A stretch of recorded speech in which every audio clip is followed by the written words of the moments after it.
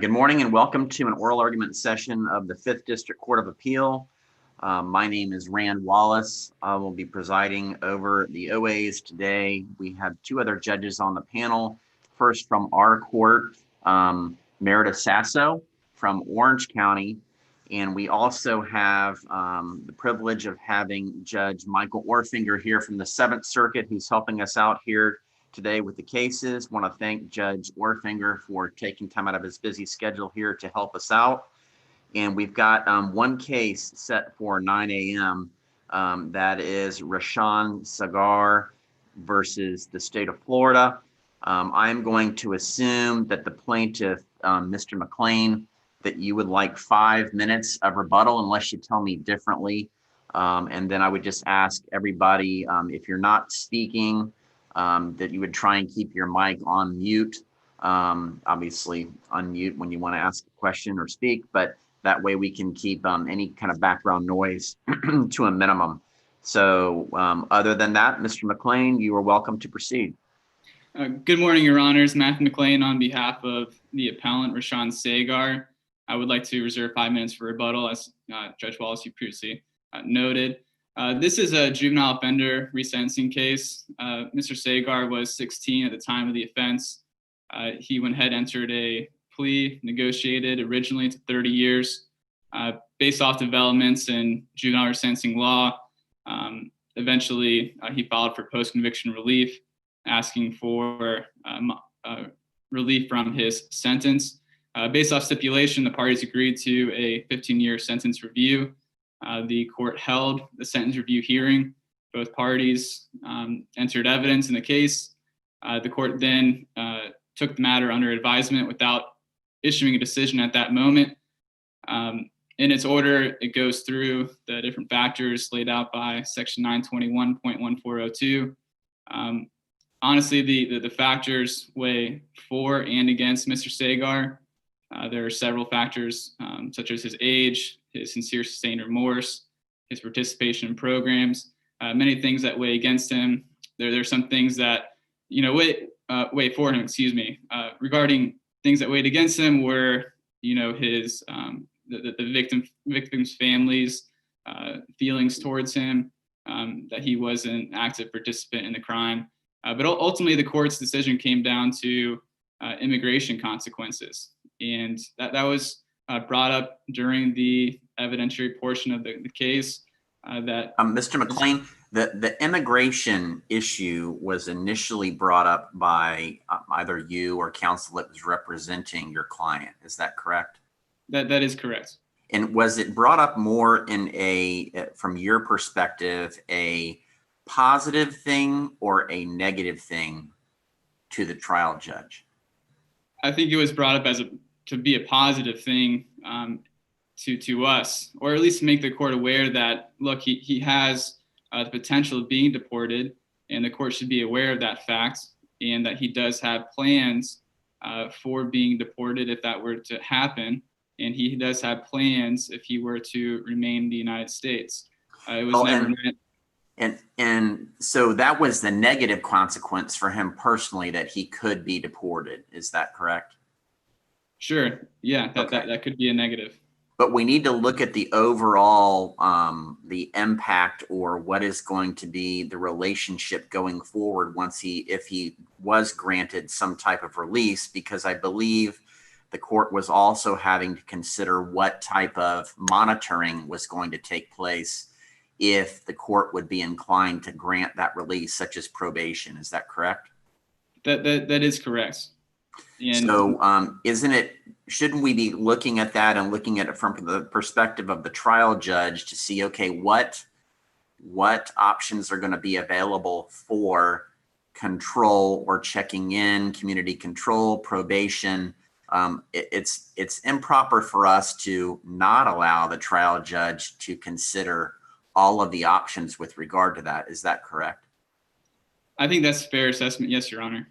Okay, so my understanding of the record on appeal was that was taken into account, and specifically the judge was informed that if your client was released and was deported, there was going to be no control such as probation, community control, or any type of monitoring with any certainty as the trial judge considered the release at that point. Is that right?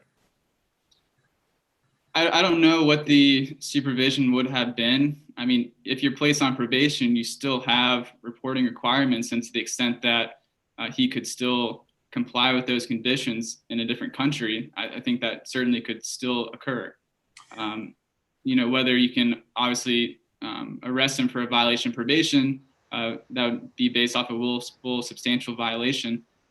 That may be something that would be difficult to prove for the state, but I think if he's placed on probation, he's still on probation no matter where he's at.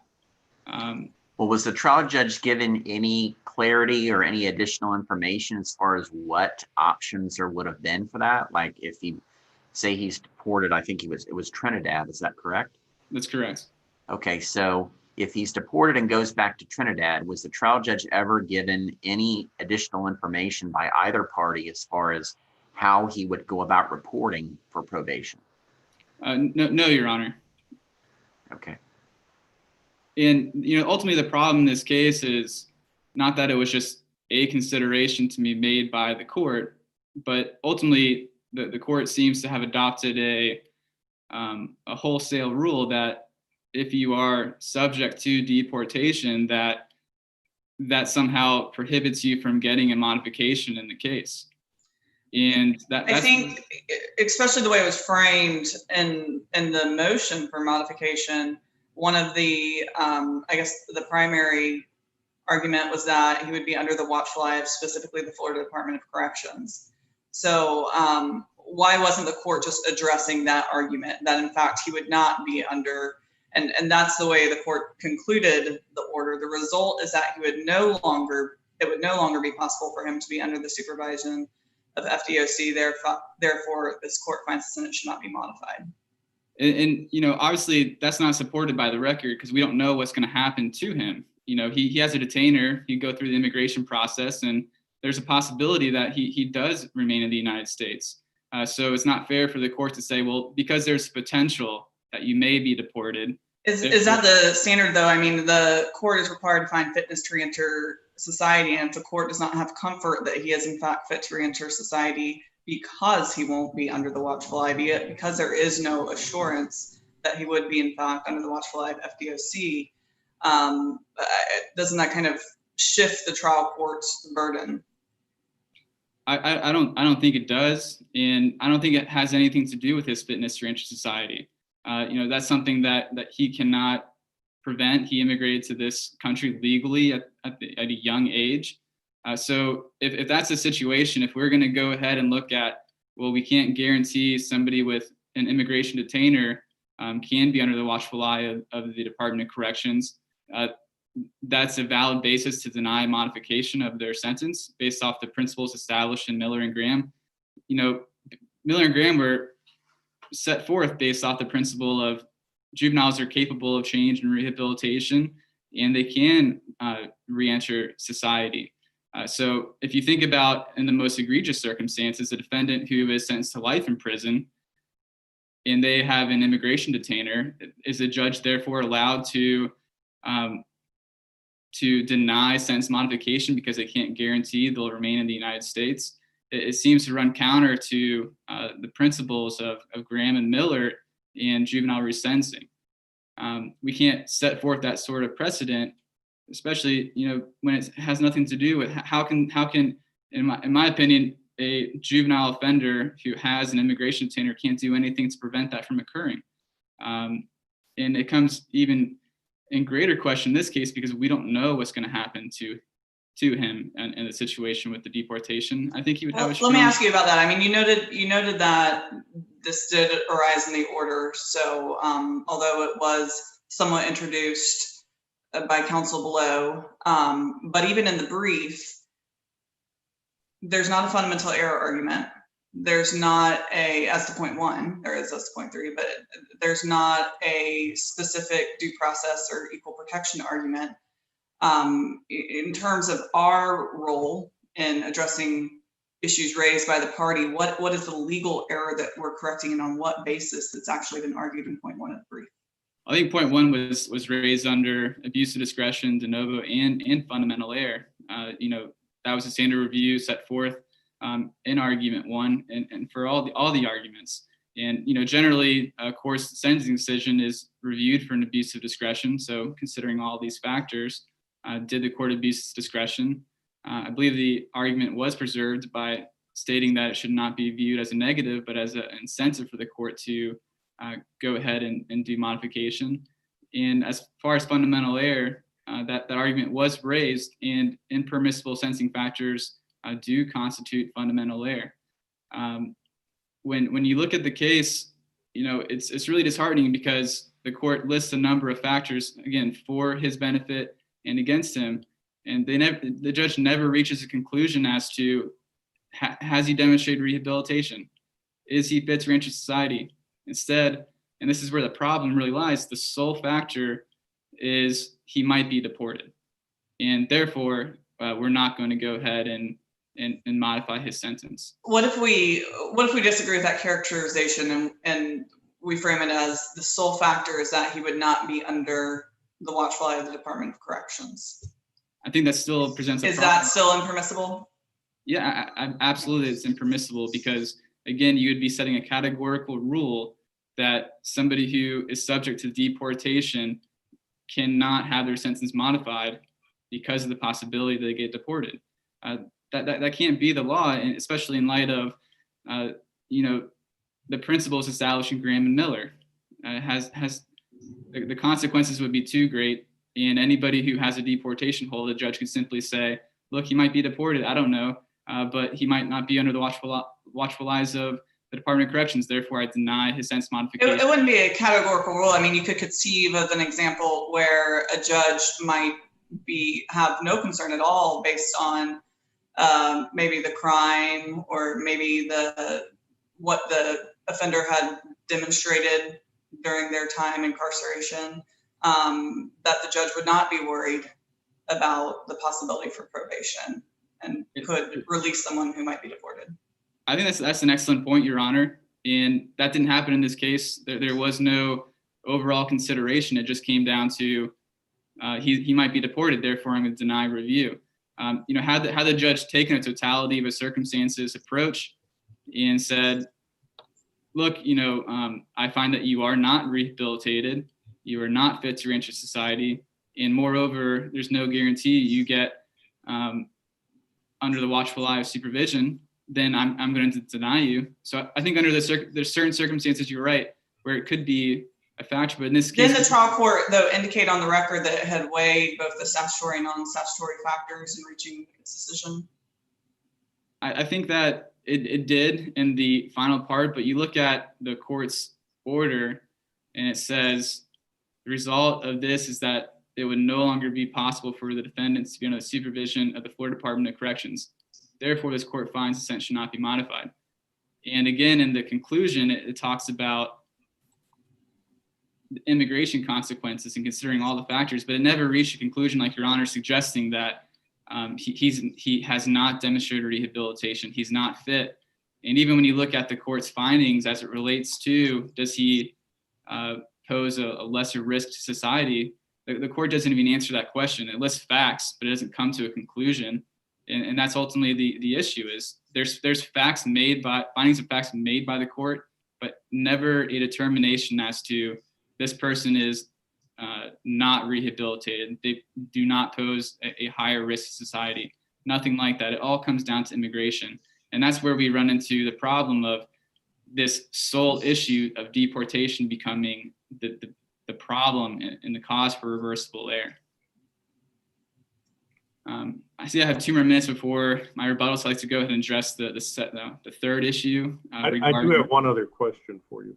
Yes, Your Honor. Why did you present, or why did the defendant present the fact that he was subject to the immigration order as an incentive to put him on probation? In what way would that be a positive? So the positive is that he has a 30-year sentence. He had done almost 25 years of his sentence at that point. He had no probation to follow. So the pitch to the court was, look, if he were to remain in the United States, let's put him on probation so we have some sort of supervision over him. Let's take this opportunity in the event, the possibility that he remains here, to put him on supervision so we can have a watchful eye on him. Let's give him that benefit. Let's give society that benefit. And if he's deported, he will still be on probation. Likely it won't be enforceable. It'll be difficult to enforce, but we still account for the possibility that if he's detained by ICE and he's released in the US, that he should be on probation and not just released in society after the expiration of his non-probation sentence in the situation. Does that answer your question, Your Honor? It does. So regarding the third issue, that has to do with the court's use of subsequent misconduct in evaluating Mr. Segar's defense and this decision to not modify his sentence. There's 28 disciplinary reports or 24 disciplinary reports in the case. The state was able to question Mr. Segar about those disciplinary reports. He admitted to 18 of those disciplinary reports, but he specifically denied 6 of them. And one in particular, which the court found to be the most egregious, was aggravated assault, aggravated battery on another prisoner. The problem with it that we have is that there's a case, Norville v. State, which talks about subsequent misconduct without conviction violates due process rights. There was no evidence presented by the state other than business records from the Florida Department of Corrections to support such an allegation. And when somebody specifically denies misconduct, there has to be some sort of reliable evidence that would go ahead and refute it for the court to be able to support a finding that a disciplinary report action did occur. But there was none. There's no conviction. There's no arrest. There's solely a disciplinary report, which is denied. And interestingly, the records that the court relied upon, as far as several of the incidents, are specifically contradicted by other witness statements. So you have a disciplinary report that's denied. You have a disciplinary report that does not lead to an arrest or conviction. And you have a lot of evidence that demonstrates that the disciplinary report did not occur, yet you're holding that against the defendant. When a disciplinary report is not supported, although it could be relevant, if it's not supported, it should not be factored into the decision to not modify a sentence in the case. If there are no further questions, I'll reserve the remainder of my time. Okay, thank you, Mr. McLean. And we have Mr. Pallas. You may proceed when you are ready.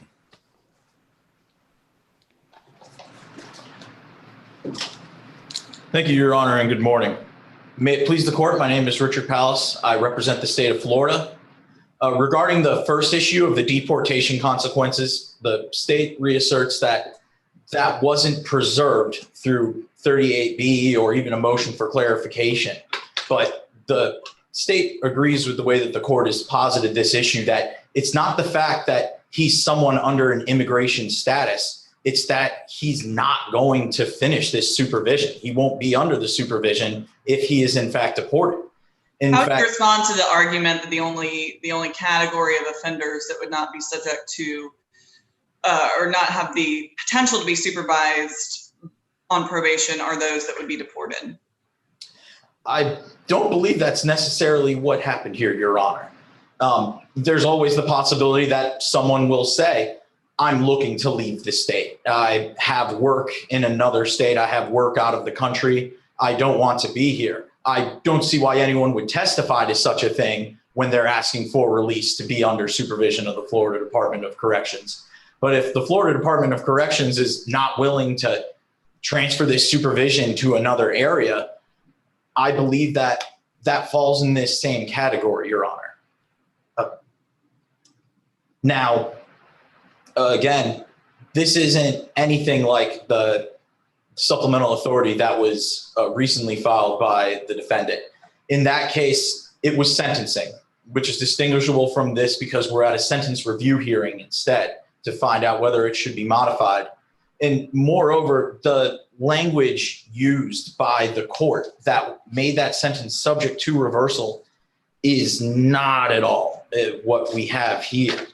In fact, they were specifically stating members of the Asiatic community. They are specifically talking about people who are non-citizens in those two comments.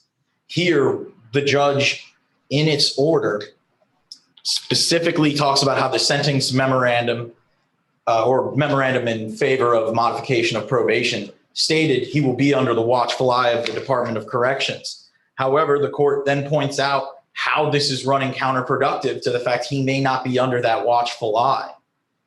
And it would no longer be possible to supervise him if he is in fact taken out of this country. It would be nice if we had more evidence provided that of what his necessary fight on appeal would be, but none of that was presented by defendant. This is defendant's burden to prove that he is fit to re-enter society. And if you can't prove you're going to get out and you're going to be on probation, then you're not fit to re-enter society. We can't supervise him. And let's say that we agree that there's a distinction between sentencing and a review hearing. How does that play into your preservation analysis and that a 3800B motion was required? Yes, Your Honor. Specifically with that, the state filed a supplemental authority recently that should have been included in its answer brief. Yes, and I reviewed that for authority, but putting the case aside just from a matter of first principles, how do you think that comports with the plain language of the rule? Well, the state acknowledges that both of our sides here are stating this case should not apply because it's a sentence review hearing and not sentencing itself. We're both saying that, and I understand how counterintuitive that seems.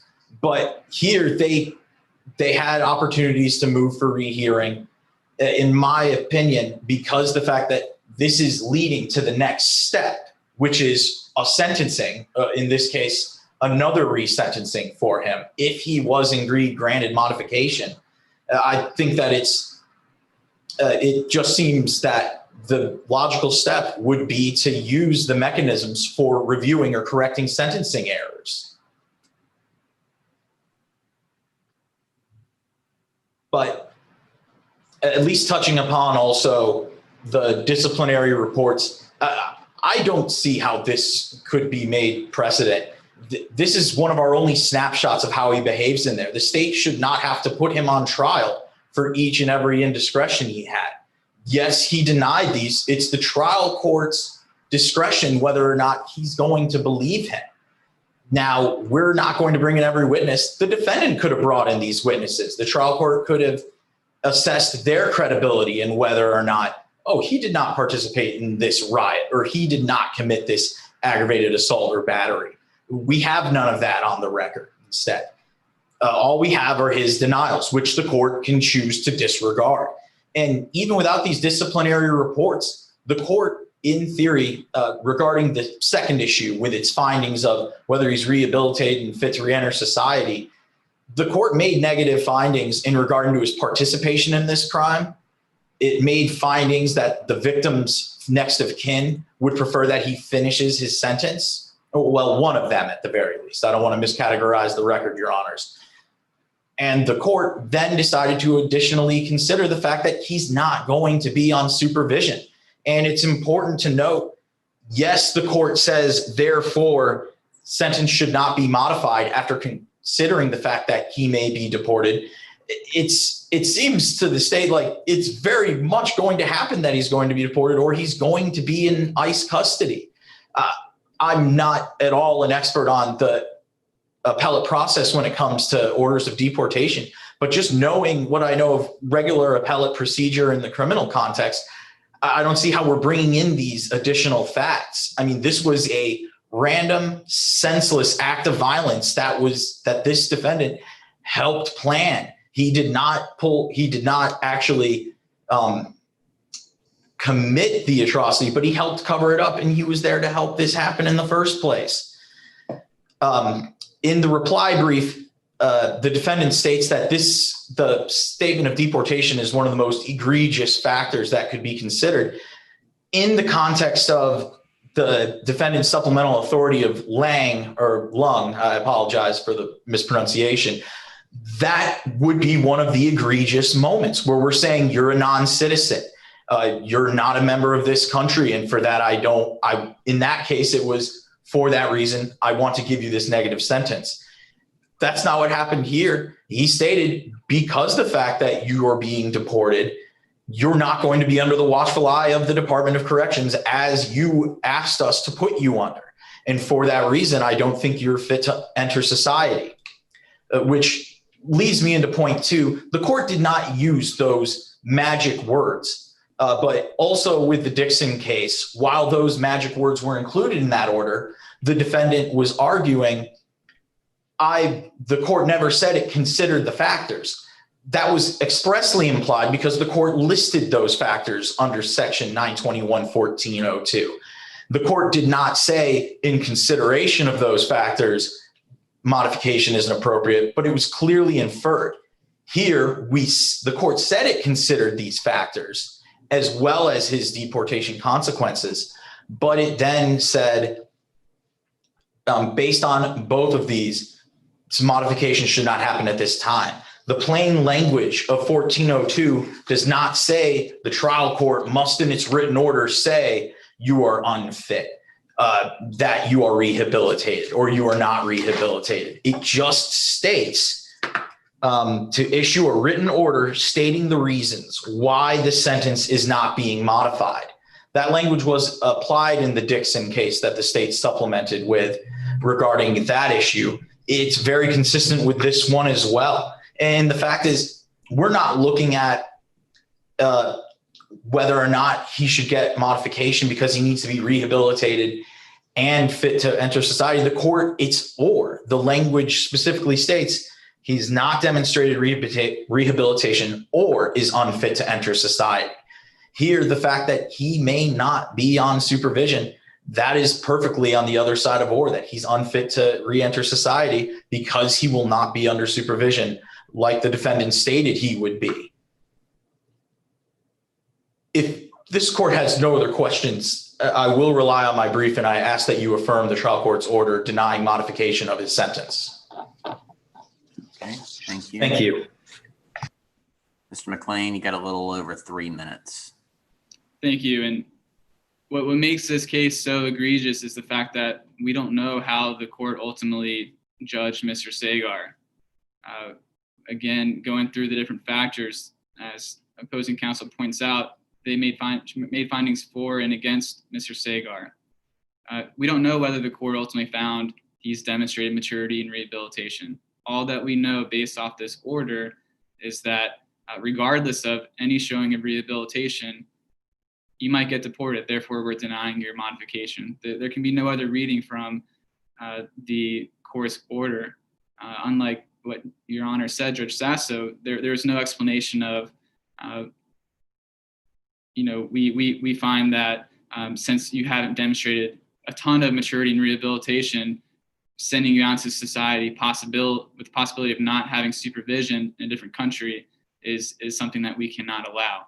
That wasn't in terms of alienage, though. The court did state on the record that it would be nice to have some assurances, suggesting that if there was an assurance that there wouldn't be deportation, that the court might not have an issue with early release. And so doesn't that demonstrate that it wasn't necessarily the factor of alienage because the court was willing to release despite that factor? It was in fact the ability to be observed, basically.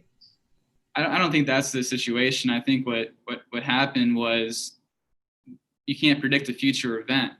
And so, how are you supposed to go and say once he's detained by ICE and goes through the proper proceedings, he's going to be deported?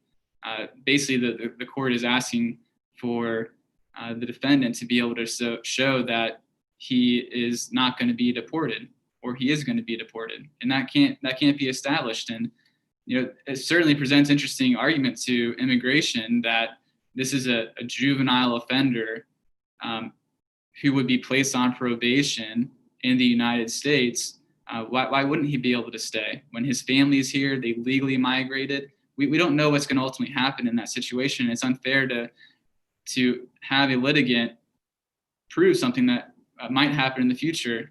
It's an impossible burden. But there is an order from immigration ordering him deported as it stands now, correct? There was a detainer. I think the evidence introduced is that there's a detainer. I don't recall whether there's an actual deportation order, but I imagine what would have happened is he would have been detained and then subject to deportation proceedings going forward, and he could contest those deportation proceedings as he sees fit. So as far as the order, that wasn't introduced into the record. I thought I heard it phrased that way. I have to check the record. I can't recall exactly the phrase, Your Honor, but my understanding is that there was a detainer. If there was a deportation order, again, that's something that can be contested and was being contested. And as far as preservation with the 3000B2, that's not a requirement. This is a sentence review proceeding. This is not a sentencing proceeding. Rule 3802 does not have a rehearing provision, nor does it reference 3000B2 as a requirement to preserve any sort of abuse of discretion or fundamental error argument. And finally, in regards to Dixon, Dixon says a 3000B2 motion should have been filed or motion for clarification, but ultimately the court still reviewed the issue for fundamental error, did not find the issue to be waived. And thank you, Your Honors, very much. Thank you, Mr. McLean and Thank you. Mr. Palace, and we are